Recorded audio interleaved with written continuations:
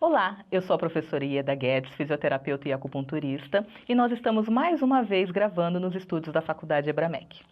Hoje eu tenho o prazer de entrevistar a doutora Marian Goraibi, que é advogada e trabalha na defesa dos direitos dos animais. Tudo bom, doutora Marian? Tudo bem, para mim é um prazer estar aqui hoje com você. Eu que agradeço a oportunidade, o convite de estar aqui hoje com você para estar apresentando e divulgando um direito que é esquecido, que é desconhecido e tem um descaso enorme do governo e das pessoas também, Negligenciado, né? negligenciado, exatamente, né? Me diz uma coisa, doutora Marian, o que é maus tratos aos animais? Olha, nós já tivemos um avanço significativo. Tem uma nova lei, a Lei 9.605 de 98, que fala sobre o maltrato e os direitos dos animais, né? E o artigo 32 dessa lei descreve o que é o maltrato. Muitas pessoas, elas praticam o maltrato por mera negligência ou por desconhecimento. Às vezes a pessoa não sabe que o que ela está fazendo é um maltrato. E existem as pessoas cruéis, né? E para essas pessoas cruéis, eu acho que, na minha opinião, e eu luto, e é a minha causa, de que elas sejam punidas, né? Hoje nós temos a punição, pena de reclusão de até 3 anos para quem mata um animal. Mas Por assim, exemplo, por exemplo, se eu deixar um animal acorrentado no quintal, isso daí é maltrato? sim, é maltrato. O que é o maltrato?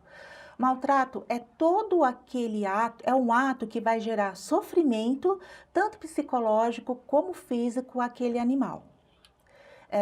Exemplos: deixar acorrentado, deixar sozinho, por exemplo, um fim de semana a pessoa, o casal, a família vai viajar e deixa o animal sozinho dentro de Não casa. pode, eu não Não posso deixar meu pode. gato, meu cachorro sozinho dentro de casa se eu for viajar para a praia. Não pode. Isso caracteriza, muitas pessoas não sabem. Você não pode deixar o seu cachorro dar a voltinha, ou o seu gato dar a voltinha no quarteirão. Porque nisso ele pode ser atropelado, ele pode se perder. Um animal, ele é comparado a uma criança. Você tem que ter os mesmos cuidados que uma criança tem, que você vai ter com uma criança, porque é um ser indefeso. Ele não sabe se cuidar, ele depende do ser humano para se alimentar, né? Para viver praticamente, né? Então, muitas pessoas abrem o portão e deixam o cachorro, o gato, por exemplo, dar aquela volta para fazer as necessidades, aí volta. Isso pode acarretar muitas consequências, um atropelamento, por exemplo, uma briga. Esse animal, ele pode morder uma pessoa. Por mais dócil que ele seja, ele pode se sentir acuado e ameaçado E para cima ir de para cima de alguém, alguém, por mais dócil que ele seja. E quem vai ser responsabilizado? O tutor, né? Essa lei, ela trouxe o avanço porque antes o animal ele era visto como um objeto. uhum, Hoje a jurisdição, hoje o judiciário, ele enxerga o animal como um ser senciente. O que isso quer dizer? O animal, ele tem sentimentos. Ele sente dor, ele sente uhum, tristeza, ele sente alegria, né? Ele sente tudo que um ser humano sente, amor. certo. E, e você não pode judiar uma pessoa que depende de você. Você entende quando eu falo que a gente tem que precisar muito da educação? Tem Uhum. muitas pessoas que não sabem que deixar o animal acorrentado dentro de casa gera um maltrato. E me diz uma coisa, doutora, e se eu tiver o conhecimento de que alguém está maltratando um animal, como que eu faço para denunciar? Tem algumas formas, né? A partir do momento que você sabe, que você tem esse conhecimento que um animal está sendo maltratado, eu acredito que você tem o dever de fazer essa denúncia. E a pessoa às vezes tem o medo de denunciar por, por conta de que às vezes represália, né? Isso, às vezes é parente. Uhum. Normalmente é conhecido o teu vizinho, algum parente, e você fica com medo de estar denunciando e a tua identidade ser exposta. Uhum. Pode ficar despreocupado que existe a lei, né, que é de proteção da testemunha. Você pode entrar pela própria internet no DEPA, Delegacia Eletrônica de Proteção Animal. Lá, você entrando na DEPA, vão aparecer várias, é simples, vai aparecer vários quesitos que você vai preenchendo. É um questionário que tem que preencher? Isso. E você tem que se identificar, é claro, mas a sua identidade vai estar em sigilo. Ninguém vai saber da sua identidade. E o legal é que você pode estar acompanhando essa denúncia pela própria internet, pelo próprio DEPA. Como é o encaminhamento dessa denúncia. Ou você pode se direcionar a uma delegacia. Delegacia normal. Normal. Você pode fazer essa denúncia para o delegado ou para a promotoria diretamente. Alguns municípios têm a delegacia animal, né, que é o DICMA. DICMA. É uma delegacia especializada para maus tratos animais. Bom, a gente vai deixar o link de todos esses departamentos, né, que a doutora está falando, para quem quiser procurar e se inteirar mais. Sim. Caso você chegue na delegacia e o delegado se recusa, ou a delegada se recusa a fazer a denúncia, lavrar a denúncia, você pode se direcionar para o judiciário, diretamente para a promotoria e denunciar esse delegado, porque ele é obrigado a fazer a denúncia. E nós temos uma outra questão, que é não só esses maus tratos que são, entre aspas, mais simples, que é como deixar um animal acorrentado ou deixar em casa sozinho no final de semana, mas aquelas pessoas que agridem os animais, cachorro, gato, que matam. Então, doutora, o que a senhora tem para nos dizer sobre isso? Isso é muito triste. É comum? É muito comum, mais do que as pessoas imaginam. É que quando você não convive, né, quando você não trabalha nessa área, você fica além, você fica sem saber, alienado do que realmente acontece. Normalmente, quando existe um caso de maltrato dentro de uma casa, dentro de uma família, aquela família ela é desestruturada por algum motivo. Normalmente é isso que acontece. Em muitos casos, por exemplo, que eu já presenciei, existe uma pessoa que ela é dependente química, chega em casa drogada, né? E aí vai no ser indefeso e acaba matando esse ser, acaba matando esse animal. Infelizmente, às vezes enforcado. Das formas mais cruéis. Sim, enforcado é uma forma muito comum deles matarem. Enforcado, com pontapés, com agressões. É muito triste. E aí eles somem com esse animal, né? Não tem ainda um controle dessa vida, porque se por exemplo, um ser humano, se eu, né, saio daqui e alguém me mata, se eu morro, é lógico que eu tenho um registro. Vai ser investigado. Vai ser investigado aonde eu estou, o que aconteceu comigo. Normalmente esses animais, eles não têm esse registro. Então, é muito fácil a pessoa matar esse animal, se desfazer dele e nada acontecer. É por isso que é muito importante as pessoas denunciarem quando elas souberem. Isso daqui é muito novo, é muito recente. A gente tem que, é um trabalho de formiguinha, a gente tem que brigar, a gente tem que lutar por essa causa para que no futuro, para que no amanhã, isso não aconteça mais. Certo. As pessoas, elas praticam esses crimes e elas acreditam que elas não vão ser punidas. Isso precisa acabar. Isso precisa acabar. A gente precisa fazer jurisprudência, nós precisamos denunciar, nós precisamos colocar essas pessoas na cadeia, dependendo do caso, trabalho voluntário. Eles têm que saber, a população tem que saber que todo ato gera uma consequência. Com certeza.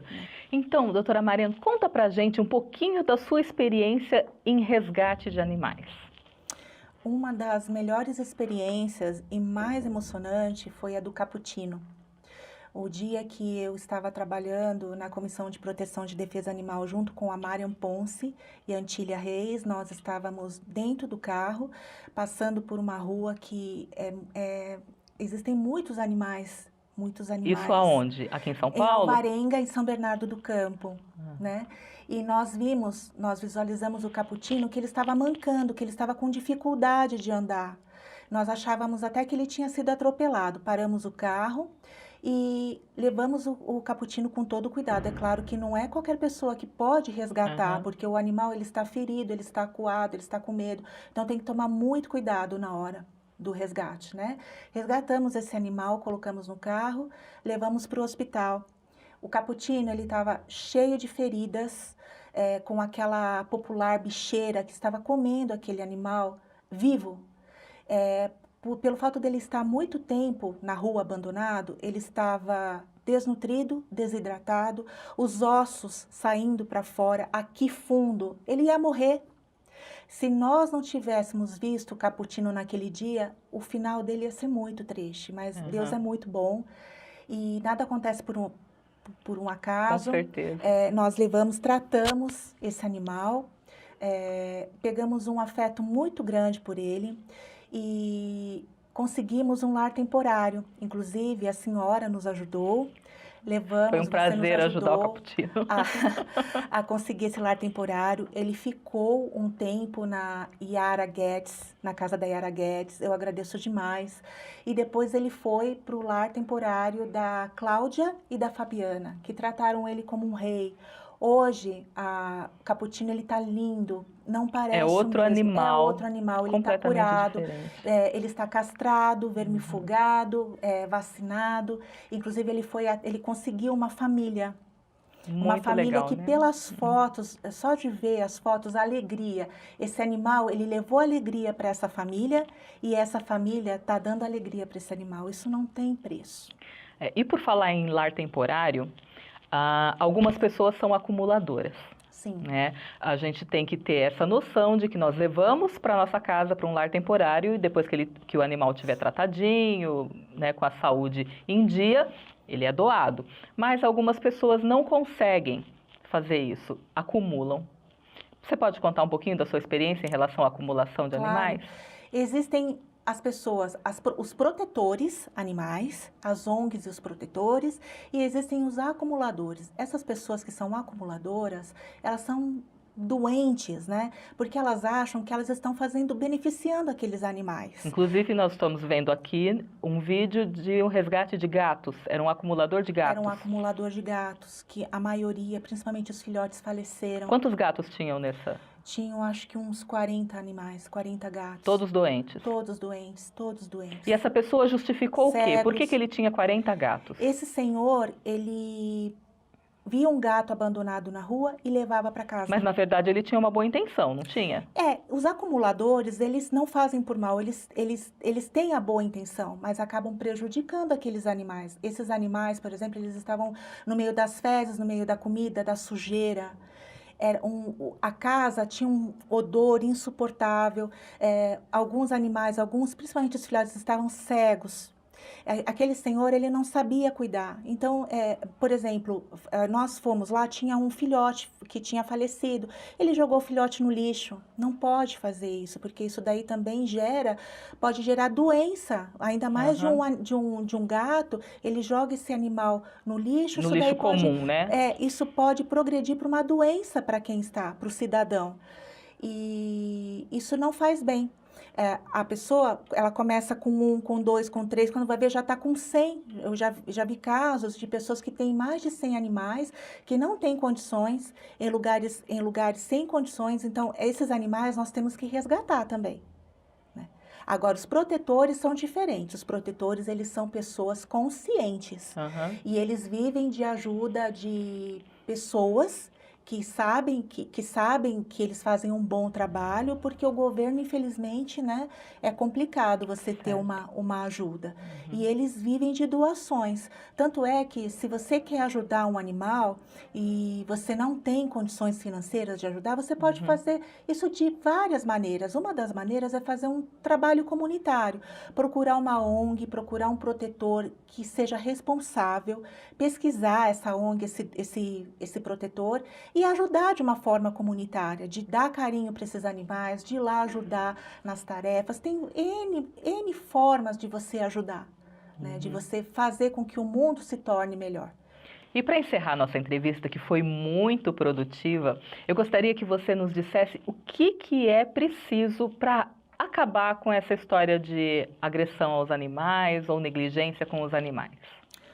Na minha opinião, Marian, o melhor caminho é o caminho da educação. Eu luto todos os dias por isso.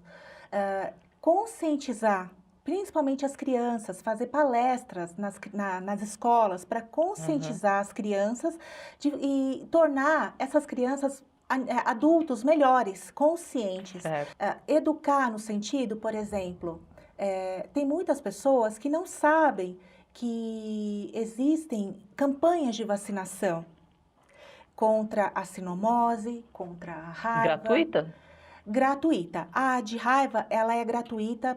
Normalmente, no mês de agosto, a prefeitura faz a campanha. Uhum. Para a sinomose, a V10, a V8, alguns municípios, elas dão essas vacinas, ou tem alguns lugares que tem o desconto, mas é fundamental. Uhum. Você tem um animal, você tem que cuidar da vida desse animal. Com E certeza. muitos animais, eles morrem por falta da Das vacina vacinas. V10 e V8. Num caso que eu tive, que eu fui verificar, numa rua lá em São Bernardo, todos os cachorros haviam morrido porque não tinham tomado a vacina contra a sinomose, a V10. E lá em São Bernardo, todo mês existe campanha. Eu posso dizer que eu sou de São Bernardo, né? Então, todo mês, no último domingo do mês, existe a campanha, e é dada essa vacina para a população, e as pessoas, elas não sabem, Não sabem e não não levam o sabem isso. animal. Lá existem as consultas solidárias, né? E aqui, em cada estado, em cada município, você se liga para a prefeitura, se mantém informado para ver quais as formas que você pode estar ajudando o seu animal. Existem os hospitais públicos, o Uhum. hospital público para animais. Aqui em São Paulo Aqui em tem São o Paulo, no Tatuapé, Tatuapé. né? É lógico, você tem que enfrentar uma fila gigantesca, mas o atendimento é muito bom e é tudo gratuito, né? Você Certo. tem que cuidar como um filho. Educação, campanhas. Normalmente você verifica que quando existe a mídia aqui no Brasil é muito forte. Uhum. Quando você coloca alguma pauta na mídia, você vê que aquela pauta, ela traz resultados. Por que não, então, focar, dar uma atenção especial a esses seres tão especiais, né? Exatamente. Conscientizar a população, falar que aquilo é crime. As pessoas acham que vão matar um cachorro, um gato, um papagaio, um periquito, e não vai ter nenhuma consequência, e isso gera uma consequência. Então, nós precisamos disso, nós precisamos da educação, da mídia, da divulgação e da população também. Com Você certeza. verificar, você constatar um maltrato, denuncia, não fica negligente. Você vai fazer a diferença na vida desse animal. Com certeza. Eu quero agradecer pela sua presença no nosso canal. A entrevista foi muito produtiva, eu tenho certeza que vai fazer bastante sucesso.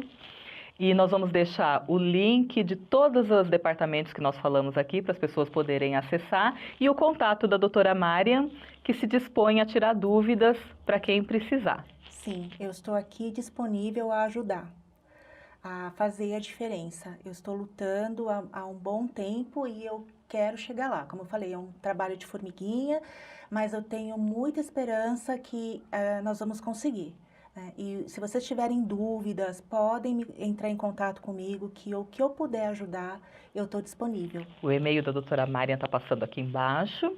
E se você gostou do nosso vídeo, compartilha, dá um joinha pra gente e compartilha com seus amigos. Obrigada.